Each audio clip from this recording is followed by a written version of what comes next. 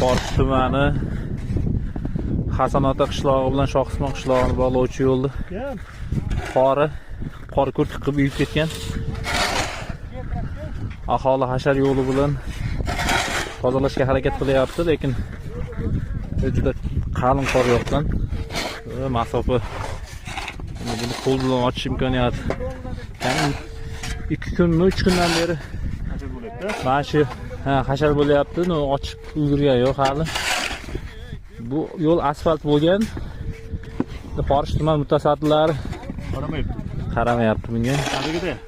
Bitta texnika bo'lganda skoriya ham kerakmaydi.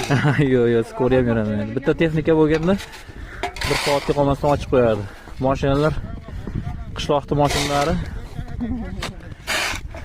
15 kilometr masofadan aylanib tuman markaziga qatnayapti.